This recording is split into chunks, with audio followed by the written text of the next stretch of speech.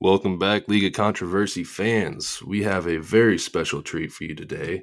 Coming at you live in the studio is myself, Breaking Kelly 11. Got H Tennis with me here. Hello, everyone. I think today is a day that we live up to our usernames because I have just finished playing tennis. And of course, we are also joined today by Golden Kane, who I assume spent the morning watching the Miami Hurricanes play some football. Yes, I had to get up at 9:30 to watch these pathetic Canes beat the crap out of what is it, like Central Connecticut or something? I don't know, like 69-0. So Well, it was Really it was spent a your time on nice that. yeah, it was a nice score of 69-0. So I think solid win, get back in the win column, all that good stuff. yeah, we'll see about that. But anyhow, yeah, good to hear you guys and good to be on here. So today we're just going to be going over these award races, and we're going to touch on our playoff predictions. And I'm just going to let Tennis take it away. All right, everybody. As we know, the voting has kind of wrapped up for our award season. We will be announcing the results within the next few days.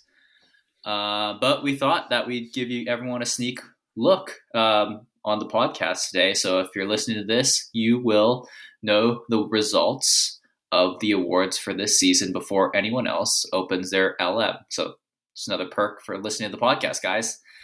Without further ado, let's start with our AL MVP.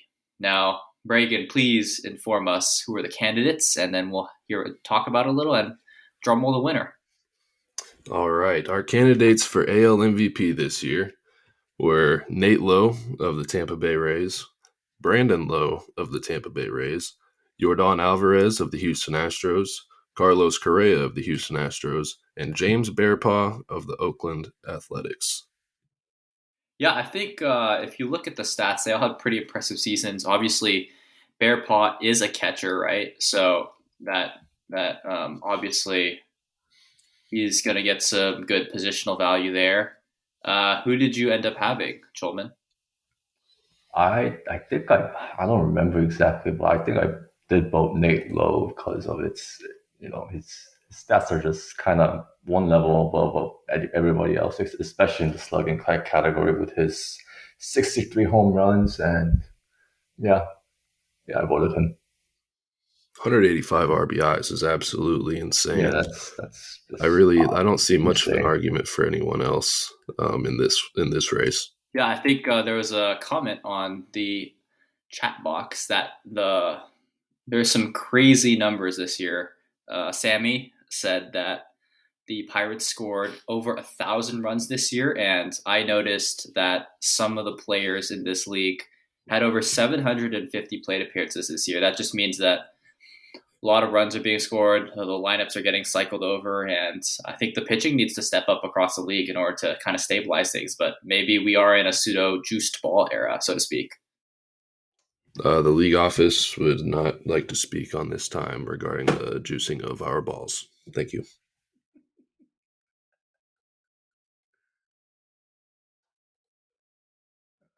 And cut. Let's see. So we're gonna move on to AL Cy Young now. Um, we had a lot of really great candidates in the AL Cy Young department, even though it did seem to be a heavy offensive year around the league. This year, we've got relief pitcher, the Chicago White Sox, Aaron Bummer.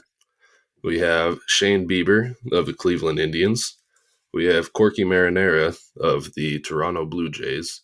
We have Chris Paddock of the Chicago White Sox and Ryan Yarbrough of the Tampa Bay Rays. What you guys got?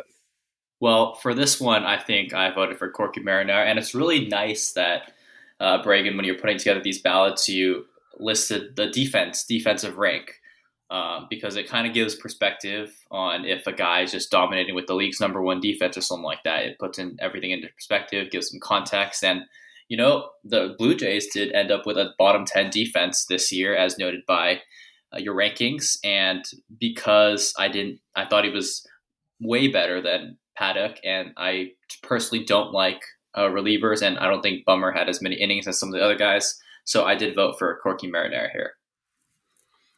I think Marinetta should win, but I did vote Paddock because the gap between the 21st and the 30th defense is quite large because the defense ratings for this year for Blue Jays, they saved about 40 runs this year, whereas the White Sox, they lost, they lost about, what, like 56 of the hits or whatever. And yeah. That's 30 with an exclamation point on it. Yep, yeah, it was pretty crazy because like every time I would play the White Sox this year, it seemed like I was putting up some crazy runs. They weren't saving hits, and like my batters were just hitting really well against them. So it's just very, very interesting. Very poor season on that side of the ball, and we'll see how they improve things in the future. Now we're going to slide on our talks over to the AL Rookie of the Year race, and this one is as tight as it gets. It's currently tied with a third place guy, only behind by a single vote. So this one's really going to come down to the wire. Really, really needs some tie-breaking votes there. And our choices for AL Rookie of the Year have come down to Julio Cruz of Seattle, Andreas Tuft of Baltimore, Alan Abercrombie of Detroit, Rafael Vidro of Houston, and Versace Ellison of Kansas City. I obviously have to vote for Abercrombie, being the Detroit owner myself, and I think that he has shown this season the potential that we liked when we selected him to be a staff ace. And as you see those numbers, under a 4 ERA, I know the defense was good, but we wanted to have a good defense in order to help our young pitching develop.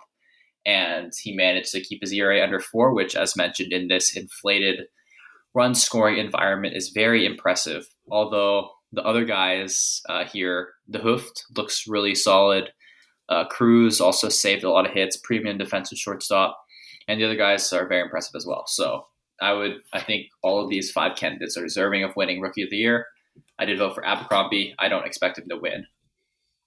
Yeah, same situation over in Baltimore. So I had to go with Hooft. He's basically hitting like a 3.45 season in terms of average OBP and slugging. But I think the player who is the most deserving of the award is Julio Cruz, purely because of his outstanding defense, his 56 hits saved over the full season, and his hitting is pretty good also. So yeah. If you can look at 20 home runs from a middle infielder who's also playing great defense, that's just hard to pass up. I mean, like that's great. Like it's perfect for the situation over in Seattle. Yeah, they got someone that could play there for like 10 years now. So I really like what Seattle's done with their team. They doubled their win total from 41 to they had 82 wins this year, and that's why good old AJ Burnett is in running for AL Manager of the Year. He's running along with Don Cheadle of the Kansas City Royals, Rich Renteria of the Chicago White Sox, and Joe Madden, who's back with his former Tampa Bay Rays. Yeah, if you look at a lot of these teams, they did well. I think with the talent that the Rays had, it can be argued that they slightly underperformed. I know they wanted to get that number 1 seed, but they'll settle for a division win and hosting. I believe they are hosting the series against the White Sox, but we'll check on that. But it's always solid to win the division. So even though they didn't perform as expected, Madden is one of the top contenders, and he was my pick for Manager of the Year. And they are hosting that series against the White Sox. Thank you. Yeah, I like Burnett. Doubling a win total from last year, it's not an easy thing to do, and they are over 500 also, and I think they were quite in the thick of the wild card race until the very end of the season. So yeah, I think Burnett is the most deserving, and I think they have a very bright future ahead of them. So yeah, and if you look at the goals, I mean, not the goals, the reward system that we have in this league, doubling their win total is worth a lot of cash to the team. So that's just a very impressive job by Burnett. we'll see how the votes shake out. He'll be right up there in the running next year. I can already tell. We're going to go down to our AL Breakout Player of the Year award. This is another tight race with a lot of great candidates. We had 4 here in the AL. We have Jacob Mitchell of the Toronto Blue Jays, Cavan Biggio of the Toronto Blue Jays, James Bearpaw of the Oakland Athletics, and Sokon McCuck of the Chicago White Sox. And I just realized, wow. So now you guys know that it was not us who was coming up with these names, but wow. Sokon had an amazing season as a catcher and hitting wise, but ultimately I am going to go with James Bearpaw in this category. He bopped 58 home runs, even though he was playing on a team that was, shall we say, less than up to standard. They're usually better than this. And, he does dabble with some pitching in his spare time. He hasn't appeared in a major league game yet, but we can see that his designation, his second position, is as a pitcher. Can't wait to see that. Maybe he should win Breakout Player of the Year again when he starts pitching. If you look at his year-to-year numbers, he improved about 200 points in OPS in his first season, in which he broke camp with the team. And I think that it's just very impressive performance. I think he is the AL Breakout Player of the Year. I've got to go with Biggio because, for the past 5 seasons, he was basically hitting about an 800 OPS player, and this season he's almost at 1,000 at hitting around 971 with 56 home runs. That's more than double his total from last year, and yeah, I think that's the definition of the breakout player for me. I just want to add that McCuck came from a random name generator on the internet, and I'm starting to think that I should go back and actually read some of the other names that I've put in this league. I think, we maybe double check those in the future, the draft classes. I'm sure the rookies, they don't want to be scarred by something before they accumulate stats in this league. Absolutely not. And moving along to the NL MVP race, this year we are headlined by Ian Happ of the Pittsburgh Pirates, Ronald Acuna of the Atlanta Braves, Christian Yelich of the Mets, Pete Alonso of my Miami team, and Will Smith, no, not that Will Smith, of the Los Angeles Dodgers. Sorry, I lost the stats for a little bit, but have them up again. And I mean, this is you kind of look at it, and every year since 2020, Yelich has put up amazing numbers, even though he's on his 3rd team now. He had his best career year since 2020 this year with a 1.067 OPS, 53 home runs, his usual Sterling caliber season. Defense was so-so, but he only made 4 errors and wasn't a huge liability in the field. I think as long as Yelich is putting up these types of numbers, he has to bag an MVP eventually, right? Yeah, I think so too. Yeah, I was tempted to go with Acuna first because of his gets great all around hitting, stolen bases and defense, but yeah, Yelich just putting up all those numbers year after year and just not getting one. He has to win this year. Come on. Yeah, and the one thing crazy. I will say is that Will Smith, he had certainly an MVP caliber season, over 1,000 OPS again, 56 home runs. But if you look at in comparison to his last 2 MVP seasons in 2022 and 2024, when he put up better numbers than he did now, is that going to hurt him in the minds of the voter? Will Smith fatigue, if you catch my drift. It's almost like he has to compete against himself and be better than he was in his MVP season to win another MVP. We'll see what was decided. It is entirely possible that he set the bar too high. And another guy who is constantly winning awards, but still seems to be the favorite this year, is Walker Buehler of the Dodgers for the NL Cy Young Award.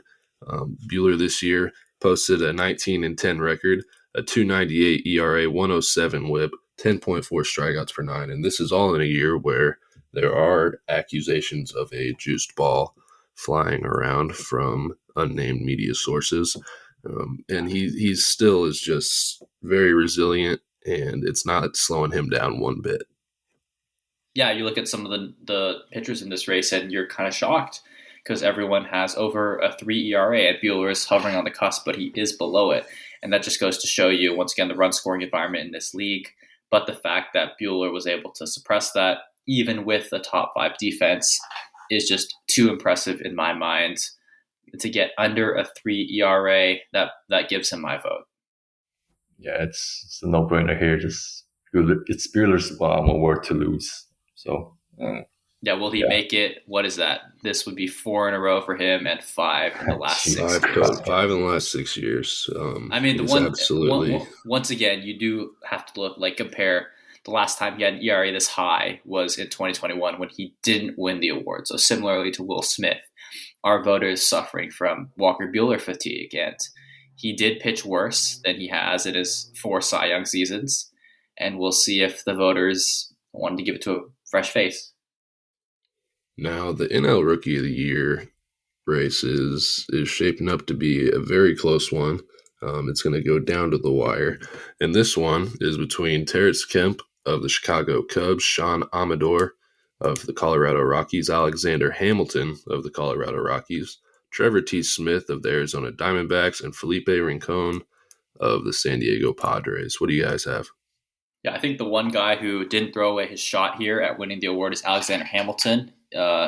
With the number 1 defense in Colorado, he put up solid numbers under a 4 ERA and was very impressive, although I do think that I voted for Terrence Kemp here. I thought his combination of on-base percentage and still solid slugging at 465, better than the other options, was too much to pass up. So we'll see. I think I voted Hamilton purely because of his just pretty good stats. Under 4 ERA, under 1.2 WHIP, and even with the number 1 defense, it is still Colorado, and just being able to put up those numbers at Coors Field is amazing in itself. So I do agree with the latter part of that, which is why I voted for Sean Amador. He had an insane year with 48 saves, had a sub .9 WHIP, over 10.5 strikeouts per 9 innings. Even though they did have the number 1 defense, like you said, it's still insanely impressive that they can put up these kinds of numbers in Coors. Indeed. And I think that definitely Colorado has a bright future ahead of them. We'll see how they manage to keep the momentum going in future seasons with these rookies and other prospects they have, and maybe bring a championship home to Colorado. And speaking of Colorado, Bud Black right now is leading the way in votes for NL Manager of the Year this year. He took his Rockies team to an 84-78 second place in NL West finish. And that's all after finishing dead last in the division last year and only winning 65 games. Do you think that he takes the NL Manager of the Year? Look, I will say that if Bud Black managed to lead an NFL team to the playoffs, I will give him the Manager of the Year award. But unfortunately, in this case, he is not leading an NFL team to the playoffs. He is managing the Colorado Rockies. And although they did outperform their Pythagorean record and finish over 500 when they should have finished under 500, I simply don't think that that performance was impressive enough to give him the award this season. You look at some of the other teams that have been winning for a long time, and sometimes it's so hard to sustain that success. Like Pittsburgh has won 3 straight championships, and how do they keep that focus? It's just very impressive to bring home another 112 win season, first place in baseball, number 1 seed, and favorites again this year for the World Series. I'm giving it to the Pirates. Yeah, I have to agree. As impressive as Bud Black's Colorado Rockies have been, and with a clear plan in mind, just great defense and just great defense to back it up and back up with some timely hitting and good pitching overall. You know, being able to hit triple digits in wins and consistently make the World Series and winning it consistently again, year after year, it's just amazing in itself. And you have to give it to him. Like you have to give the credit to him. I think the voters are really just kind of sick of Pittsburgh, to be honest. I think they're sick of Pittsburgh. That's all I have to say about that. That's fair. We'll hopefully we see a new winner this year, but if we don't, it's going to go down with one of the best runs in history. Now we're sliding down to the NL Breakout Player of the Year award. This year we are headlined by Chance Sisco of the St. Louis Cardinals, Calyan Luciano of the Milwaukee Brewers, Trevor Bauer of the Colorado Rockies, and Skylar Dennison of the Chicago Cubs. Who do you guys have? Yeah, I like Dennison here.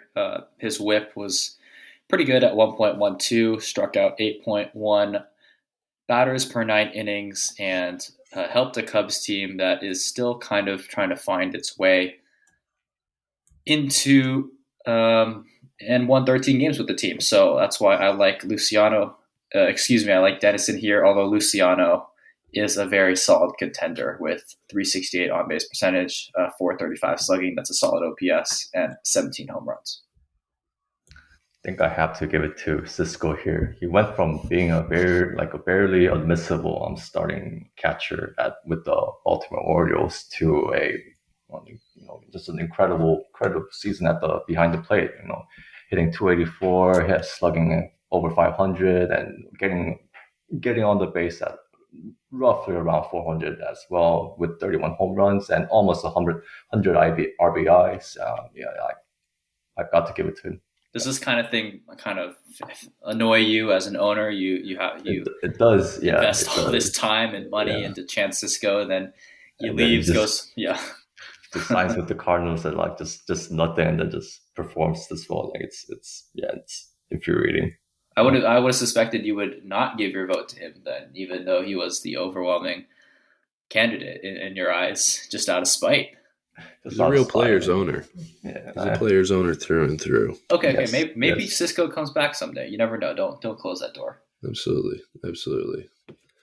Now we're gonna go over what you guys are actually listening for while we talk about our playoff predictions for this year. We're gonna go ahead and start with our wild card predictions. Let's take AL first. We have the Blue Jays playing against the Indians on Monday morning. Who do you guys have? I think the Indians, coming off a tough division battle, just lost out on that division championship, which would help them avoid this game. They are going up against Corky Marinere, who, as I said, I like a lot. Unfortunately, in this matchup, it doesn't matter how well you pitch, but the defense also factors in, because that we're talking about literal performance on the field. And if the defense can't help Corky Marinere that much, it doesn't matter how strong his pitching is. And I think Cleveland, pretty strong lineup: Lindor, Mercado, Luplow, and Dahl. I think they take this one. Yeah, I agree. Yeah, I don't think it's even going to be a matchup on paper, even with Marinara. I think the Indians will win it very easily on the backs of their 3, 4, 5 hitters and good pitching from Plesac. So Indians to the division series. And on the NL side of things, we've got the Atlanta Braves traveling up to the city of brotherly love to take on the Phillies. The Braves did win that season series 10-9, but they won't have the luxury of playing at home. Who do you guys have and why? Yeah, it's really interesting. These teams kind of just met in the final week of the season, and the Phillies did need to win some games in order to just secure their spot. And the Braves obviously had to play the Mets to see if they could win the division, and they could not. So it's kind of a bit of a letdown for them. And in addition, they're going to be missing Freddie Freeman, their star first baseman, who hits second in the lineup. As we all know, second is a very important position. And they will be starting Patrick Sandoval, who has nearly a 5 ERA, whereas the Phillies can go with Charlie Morton. I do like the Phillies' chances here, even though they're on the road. Morton is 41, maybe in his last playoff run. He's going to want to put in a good performance, try to make a deep playoff run again. And then back up top to the AL. Did I completely skip you? I mean, I have the same opinion as Tennis here, so. Well, if it makes you feel any better, I wasn't even listening to him, so let me hear what you have to say. Yeah, I give a slight advantage to the Phillies it's the starting pitcher matchup. It's way in favor of the Phillies. The Freeman injury is going to hurt. I mean, Phillies take this one.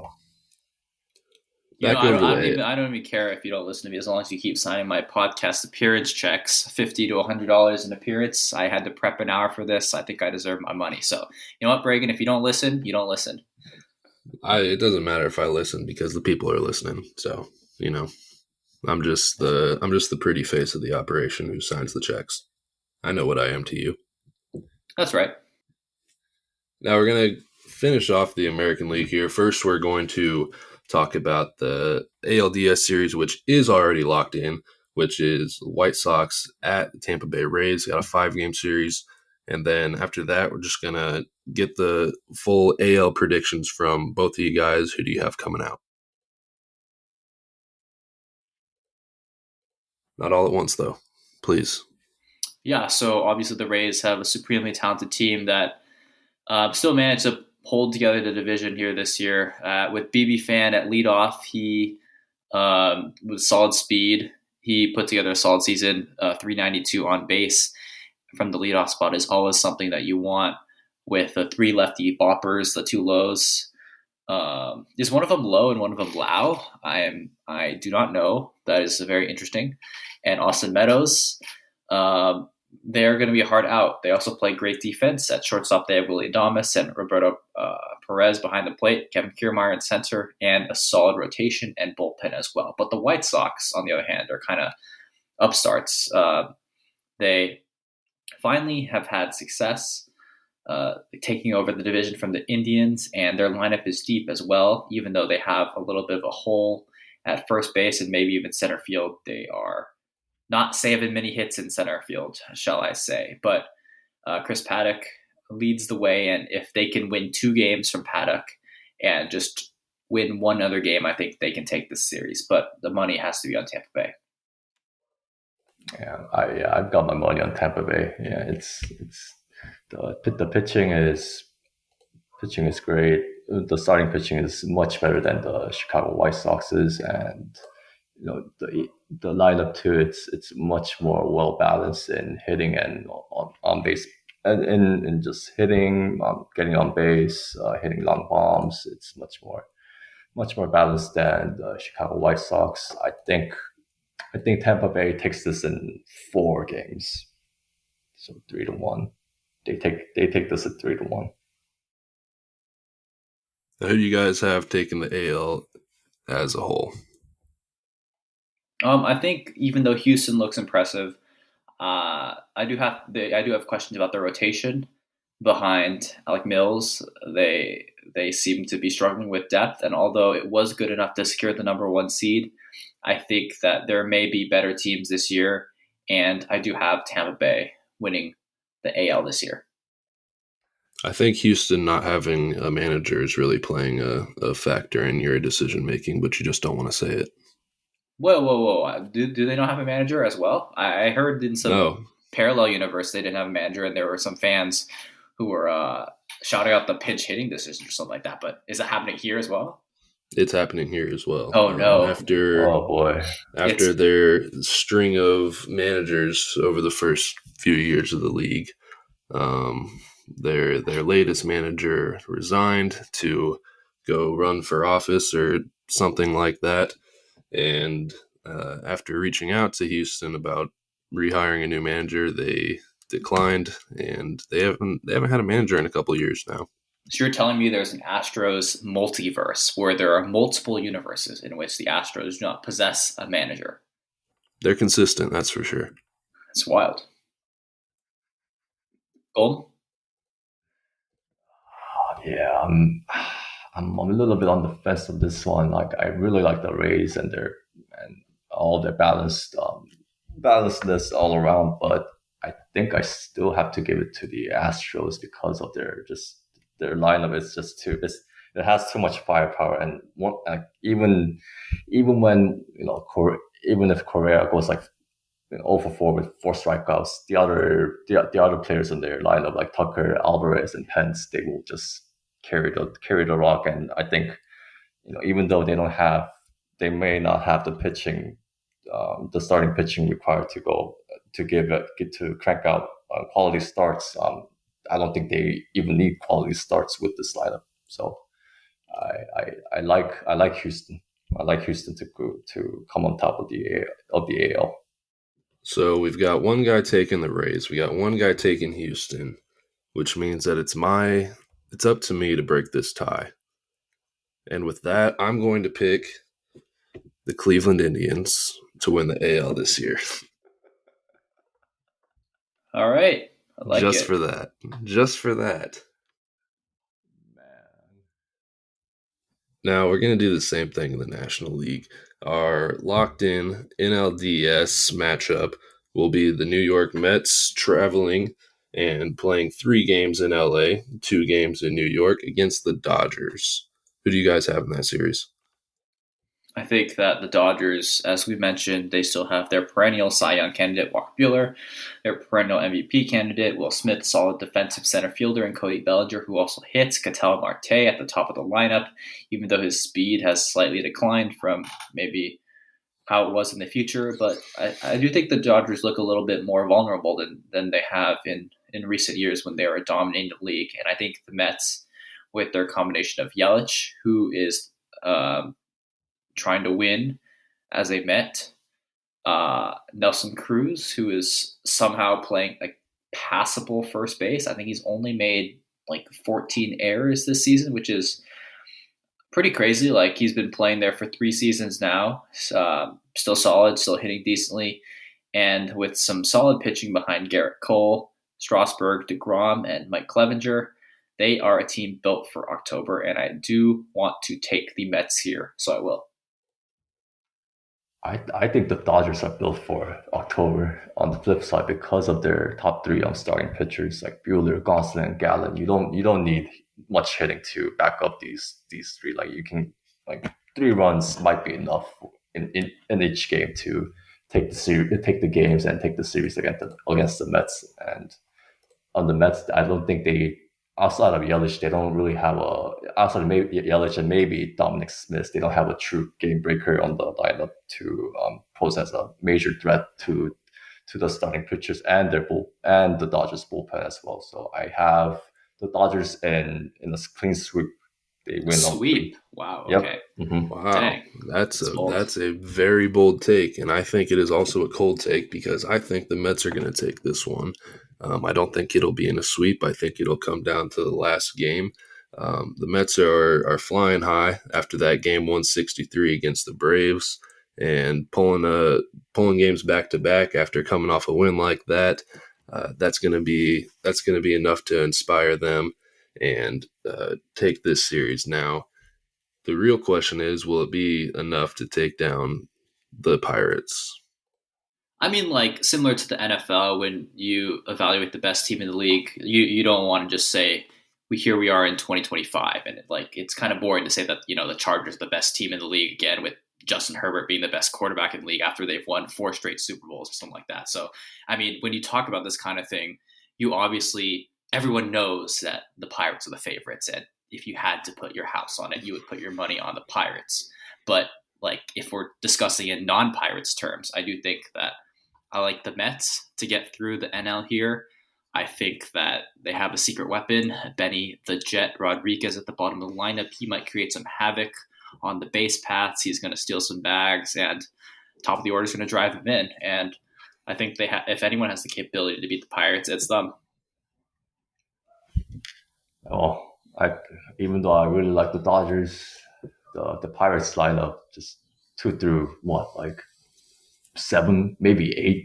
And 1 it's through just 9, basically. 1 through 9, basically. Yeah, like it's too many hot power hitters, too many hard hitting, too much hard hitting in this lineup. Their pitching and their top three starting guys are just basically at the same level as the Dodgers as well. The bullpen is also great with Hader and Bartholomew all having great seasons.